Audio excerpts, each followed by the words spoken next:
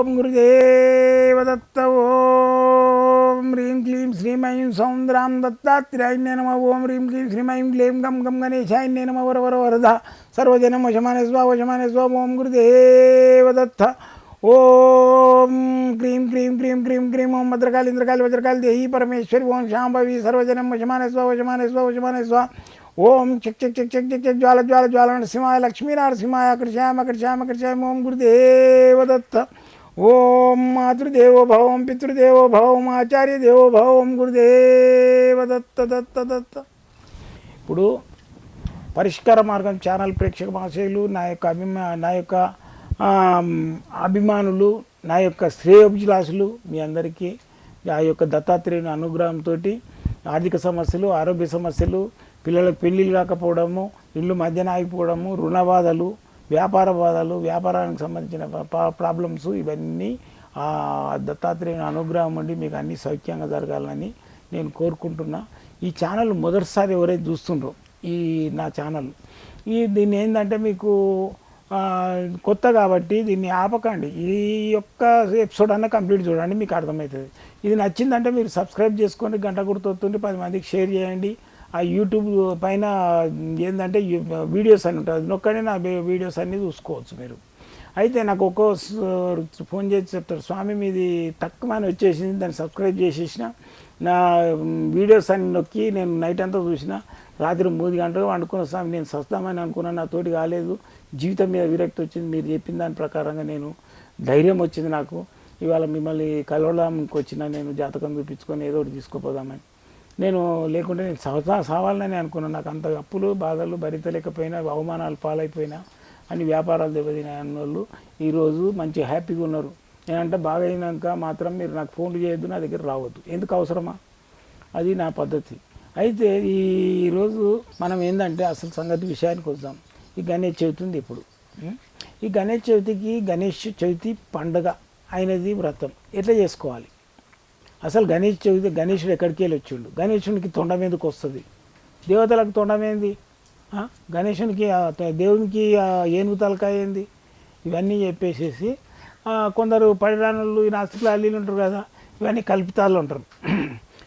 గణేష్ సగము ఏనుగుంటే సగం మనిషి ఉంటాడు. ఎక్కడి దేవుళ్ళు మీరు అంతా 7 దేవుళ్ళు పగలగాలంటాడు ఎవడు? ఈ నాస్తికుడు. ఆస్తికులకు తెలిసి ఉండాలి, ప్రతి ఒక్క దేవుడి గురించి తెలిసి ఉండాలి, ఆయన రూపం అట్లా ఎందుకు మారింది అనేది తెలిసి ఉండాలి. ఒకసారి ఏమవుతుందంటే పార్వతి ఆమె స్నానం చేస్తుంటుంది హిమాలయ పర్వతాల్లో. అక్కడ ఆయన ఉండేది కైలాసం కదా, ఆ కైలాసగిరికి తపస్సు చేయడానికి వెళ్తాడు ధ్యానానికి. అయినప్పుడు ఈమె ఒంటరిగా ఉంటుంది. అయితే ఈ ఒంటరిగా ఉన్నప్పుడు ఏమవుతుందంటే ఈమె ఒక మనిషి ఉండాలి బయట స్నానం చేసేటప్పుడు కూడా. ఇప్పుడంటే డోర్లు వచ్చినా అవన్నీ ఉంటాయి. ఆమె కావాలిగా మనిషి ఉండాలి, ఎవరు లేరు, ఎవరైనా సడన్గా వస్తారని చెప్పేసి ఆమె ఏం చేస్తుంది, నలుగుపిండి తీసుకొని ఆమె పెట్టుకునే నలుగుపిండి ఉంటుంది కదా, దాంతో మంచిగా బొమ్మ తయారు చేసి దానికి ప్రాణం పోస్తుంది అమ్మవారు. ఆయన అయోధ్యనుడు, ఆయన కూడా ఎవరికి పుట్టలే, అమ్మవారి యొక్క పవర్తో పుట్టిండు గణేశుడు. అయితే ఆయనకు ముందు మామూలు ముఖం మామూలు ఇదంతా ఉంటుంది. అయితే ఆ నీలకంఠ పర్వతం మీద చేసిండు ఆయన ఆ టైంలో. ఏది? ఈ ధ్యానం. ఎవరు? శివుడు. అయితే ఆ నీలకంఠ పర్వతంలో ఆయన ఉన్నప్పుడు ఈమెకు ఎవరు కావలేదని ఈ బొమ్మను తయారు చేసి ప్రాణం పోస్తుంది. అయితే ఈ గణేశుడుకి అడుగుతాడు ఆయన, అమ్మ మరి నేను ఎవరిని ఏం కథ అంటే, నువ్వు నా కొడుకువు, నువ్వు ఎవరిని లోపలికి రానియకు, నేను స్నానం చేసేంతవరకు వారికి ఆజ్ఞలు లోపలికి రానియకు అని చెప్తుంది. అప్పుడు ఆయన ధ్యానం నుంచి ఆయన తపస్సు ముగించుకొని శివుడు ఈ కైలాసానికి వస్తాడు. వచ్చినప్పుడు ఈ లోపలి ఇంట్లోకి ప్రవేశిస్తానికి పోతే ఆయన గణేశుడు అక్కడ ఉంటాడు. ఉండి మీరు ఎవరు లోపలికి పోయేది లేదు, మా అమ్మ ఆజ్ఞ లేదు పోకూడదు, మా అమ్మ ఆజ్ఞ లేదు, ఎవరిని పంపించొద్దని అంటారు.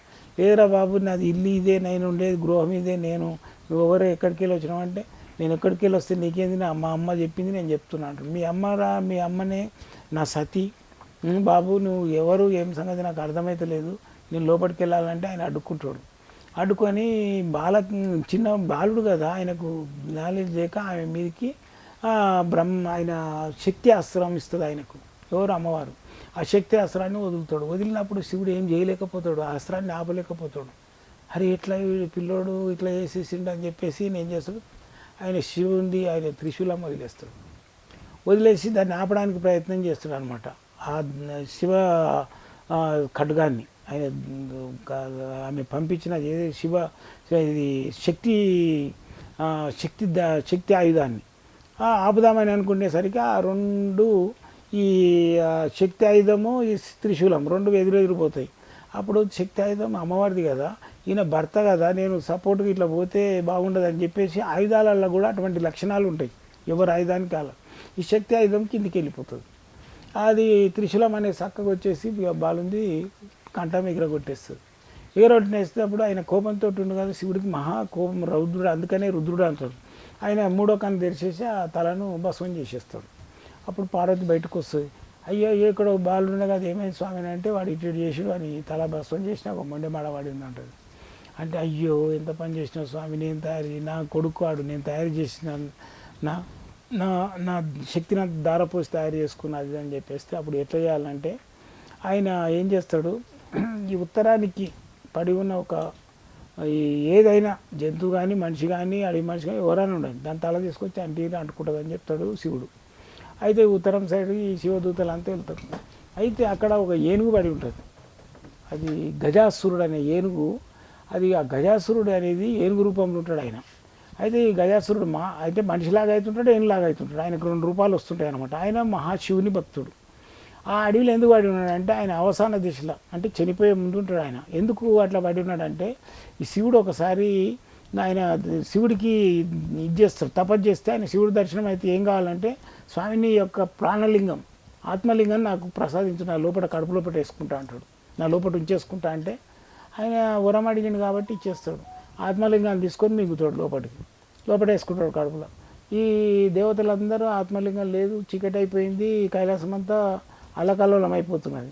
అప్పుడు శివుడు కూడా లేడు, ఆత్మలింగంతో పాటు ఆయన కూడా అంతరార్థం అయిపోయాడు లోపల. ఎట్లా అని చెప్పేసి చూస్తే ఈ గజాసురుని దగ్గర ఉన్నాడు.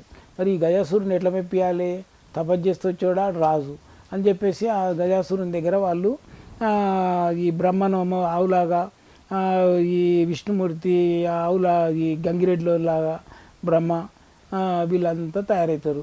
శివుడు వాళ్ళకు ఆయనను రప్పియాలి ఎట్లా అని చేసేసి అని ఈ బ్రహ్మ విష్ణువు వీళ్ళందరూ గంగిరెద్దు ఆడిపించేటోళ్ళలాగా పోయి ఈయన ఆవును ఈ విష్ణుమూర్తి ఆడిస్తుంటాడు. గంగిరెద్దులు ఆయన ఆడిస్తుంటే ఆయన సంతోషపడతాడు. ఎవరు గజాసురుడు. ఏం కావాలో కోరుకోండి అంటాడు మీకు అనేసరికి ఆయన మీ గర్భంలో ఉన్న శివుడిని ఆ ఆత్మలింగాన్ని మాకు ప్రసాదించని చెప్పేసరికి మరి నేను చనిపోతా, ఆయన బయటకు వస్తే మళ్ళీ నాకు మోక్షం ఏది, నాకు ఏది వరం అని చెప్పేసి ఆయన కడుపులో ఉన్నప్పుడే శివుడిని అడుగుతాడు, స్వామి మీరు బయటకు వస్తే మాత్రం నేను ముచ్చి చెందుతా, అందుకని చెప్పేసి నా చర్మం, నా యొక్క తల ఇవన్నీ నీ కైలాసంలో వేళవేళ తిరుగుతుండాలి, నీ పొంటే ఉండాలి, నీ లోపల ఐక్యమైపోవాలి, నేను ఎప్పుడు నీ ఎంబడే ఉండాలని వరం కోరుకుంటాను. అందుకని చెప్పేసి ఆయన ఈ హలాలను తాగినప్పుడు వేడిగా వచ్చినప్పుడు ఆయనకి ఏం చేస్తారు, ఆ ఏనుగు చర్మాన్ని కడతారు, ఈ గజాసురుడి చర్మాన్ని కడతారు. అయితే ఈ గజాసురుడు అక్కడ ఏనుగు రూపంలో ఉండు కదా, ఉత్తరం తలబెట్టి పడుకునే జంతువులు కోసుకురమ్మన్నారు కదా, ఆడ పోయి చూస్తే గజాసురుడు ఉత్తరం తలబెట్టి పడుకుంటూ అవసాన దిశలో ఆయన తల కోసుకొచ్చేసి ఈ గణేశునికి అంటిస్తారు, అంటే అమృతం వేసేస్తారు, అంటించేస్తారు. అప్పుడు ఈయన రూపం ఏమైందో తొండము ఇది అయిపోయింది. అయితే ఈయనకి ఏంటంటే గజముఖం ఉంది కాబట్టి దానికి ఎంత తిన్నా ఆకలి తీరదు. అందుకని చెప్పేసి ఆయనకు ఒక దర్భ పెడితే ఆకలి తీరుతుంది అనమాట. అట్లా ఈశ్వరుడు పార్వతి వరం ఇచ్చారు. అందుకని చెప్పేసి ఈ గణేశునికి ఈ రూపం వచ్చేసింది. అయితే ఆ రోజు ఈయన బర్త్డే ఏదైతే అవుతుందో ఆ రోజు ఈ పార్వతి పరమేశ్వర ప్రదక్షిణ చేసి దండం పెట్టుకుంటుంటారు. బర్త్డే ఆ రోజు గణేష్ చవితి రోజు. ఆ బొర్ర ఇంతలా ఉంటుంది కాబట్టి ముఖం కిందికి పెట్టి మొక్కుదామనే వరకు కాలు పైకి లేస్తాయి. అయితే సాష్టాంగ ప్రదానం చేసిన ప్రమాణం సాష్టాంగంగా నమస్కారం చేసినప్పుడు 2 కాళ్ళు కింద ఉండాలి, బొటనేళ్ళు భూమికి తగలాలి, 2 చేతులు భూమికి తగలాలి, మొక్కాలి ఈ నొసలు తగిలించి. అయితే ఆయన తోటి అయితే లేదు, ఇట్లా అవుతున్నాడు. చంద్రుడు చూసినా అవుతాడు.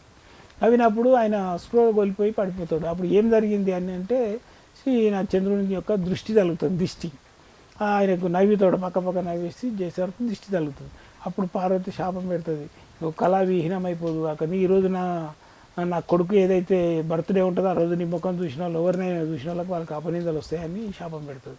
అప్పుడు ఆయన వచ్చేసి అందరు దేవతలను అంటాడు, స్వామి ఇట్లా జరిగిపోయింది ఏం చేయాలంటే అప్పుడు శివుడు చెప్తాడు, నీవు బర్త్డే రోజు ఈయనకు నిన్ను చూసిన వాళ్ళకు ప్రాబ్లం వస్తుంది కదా, దానికి నివారణ ఏంటంటే సుబ్రహ్మణ్య స్వామి నాకు మురుగన్ ఉండగా నా కొడుకు ఆయనకు పూజ చేస్తారు చవితి రోజు. నాగు చవితి రోజు లేదా నాగుల పంచమి రోజు అక్కడ పుట్ట దగ్గర పెట్టిన ప్రసాదం ఇన్ని ఏటివి జొన్న పేలాలు కానీ ఏదైనా పెట్టిన ప్రసాదం జాగ్రత్త పెట్టుకొని ఆ గణేష్ చవితి రోజు నోట్లు వేసుకున్నట్టయితే మీకు ఆ శాపదోషం అనేది పోతుందని పెట్టాడు. అయితే ఈ గణేష్ చవితిది ఇంకోటి కూడా ఆయుర్వేద లక్షణాలకు సంబంధించింది ఉంది, ఆరోగ్య సంబంధం. అప్పటిదాకా గణేష్ చవితి దాకా జ్వరంతో ఉంటారు, ఇంట్లో బాధపడుతుంటారు. గణేష్ చవితి తర్వాత ఇంట్లో అందరికీ మెరుగుపడతారు, అందరికి రోగాలు పోతాయి. ఎట్లా అంటే ఈ గణేష్ చవితికి కొన్ని పత్రిలు పెడతారు, మారెడు, నేరేడు, మన వచ్చేసి రేగి, మళ్ళీ వచ్చేసి ఇది జిలేడు, ఇవన్నీ నల్లు మెంత ఇవన్నీ పెడతారు. అవన్నీ ఆయుర్వేద లక్షణాలు, యాంటీబయాటిక్ సంబంధించిన మీరు చూసుకోండి. ఈ జిల్లెడు ఆయుర్వేదం, ఇది పెన్సిల్కి సంబంధించింది. దాన్ని పాలను కండాలు కొడితే పోతాయి, అంత పవర్ ఉంటుంది అది. అవన్నీ 5 రోజులు 4 రోజులు 3 రోజులు కవర్ పెట్టి పూజలు చేస్తారు కదా. ఆ పత్తిరంతా ఇంట్లో ఉంటే దాని యొక్క ఆయుర్వేదిక్ వాసన అనేది, ఆ సువాసన అనేది ఇల్లంతా వెదజిల్లేసి ఆ ఇంట్లో ఉన్న వాళ్ళకందరికీ ఈ ఆరోగ్య సమస్యలు అనేటివి, అనారోగ్య సమస్యలు అనేవి దూరం అయ్యి ఆరోగ్యవంతులు అవుతారు. వినాయక చవితి తర్వాత నిమజ్జనం రోజు వరకు, ఆ నిమజ్జనం రోజు ఏదైతుందో ఆయన నిమజ్జనం రోజు వరకు ఈ పత్రిక కూడా ఆయనతో పాటు తీసుకెళ్ళి అక్కడ నిమజ్జనం చేస్తారు. కాబట్టి ఈ గజాసురుడి వరంతో ఆయన ముఖం అది వచ్చేసింది. ఈయనకు జింక ఇది మన ఏనుగు చర్మం కూడా ఆయన కట్టుకుంటున్నాడు, ఆయన వరం ఇచ్చినందుకు. అయితే ఇది సంవత్సరానికి ఒకసారి ఇది ఖచ్చితంగా పిల్లలు ఫ్యాషన్గా ఇది ఏంది ప్లాస్టర్ బొమ్మలు ఇటువంటి పెట్టవద్దు, మట్టి బొమ్మలు పెట్టాలి. ఆ మట్టి లోపల కూడా ఒక ఆయుర్వేద వాసన ఉంటుంది, అది కూడా మట్టితోటి చేసిందే పెట్టుకోండి. ఫ్యాషన్కి పెట్టకుండా, ఫ్యాషన్కి విగ్రహాలు పెట్టుకుంటే అక్కడక్కడ పెట్టుకోరు బొమ్మలు, కానీ ఇది మట్టితోటి చేసిందే పెట్టాలి. మీకు అన్ని విధాల దాంట్లో మట్టిలో వచ్చేది ఏదైతే కాస్మిక్ ఎనర్జీ కూడా మనకు వస్తుంది. ఇంట్లో పట లక్ష్మీ గణపతి అన్నారు, అందుకే మనకు గణపతి పూజ చేస్తే లక్ష్మి వస్తుంది. ఆమె ఒకసారి ఆయనకు లక్ష్మి ధ్యానం చేసి ఆమె అమ్మ నా ఎంబడి ఎప్పుడు ఉండాలి నువ్వు అని చెప్పేసి వరం తీసుకున్నాడు. అందుకనే లక్ష్మీ గణపతి అన్నారు. లేదా గణపతికి పూజ చేస్తే లక్ష్మి వస్తుంది. ఆయనకి ఏంది నైవేద్యం ఇంత స్వీట్ చేసి పెట్టాలి, ఏది మురుమురాళ్ళు, అదేంటి మన ఉండ్రాళ్ళు, సేమియాలు ఇది చేసి ఇంత బెల్లం వేసి నైవేద్యం పెట్టి నైవేద్యం పెట్టాలి. మాకు వంతన లేదు, మాకు అది లేదంటే కాదు, పెట్టుకోరు, ప్రతి ఒక్కరు పెట్టుకోరు, ఏం కాదు. మాకు వంతన లేదు, మా పూర్వం నుంచి లేదంటే పూర్వం నుంచి లేదురా నాయన, ఇప్పుడు పెట్టుకో, ఏమవుతుంది. సాంప్రదాయంగా దేవుని పెట్టుకో, నీకు ఆరోగ్య సమస్యలు అవుతాయి, అనుకున్న పనులు అవుతాయి, ధనం వస్తుంది. పొంతన గింతన ఉండదు దేవుని పూజలు కానీ చేసుకోవాలి. ఎప్పుడో వెనకటికి ఏమో జరిగింది ఆడు బంద్ చేసుకున్నట్టే మీరు బంద్ చేస్తారా? ఆ పండుగ రోజు ఒకటి చచ్చిపోయింది మేము పండుగలే బంద్ చేసుకున్నామంటే కాదు. మీరు చేసి చూడండి, ఫలితం పొందండి. జై గురుదత్తం.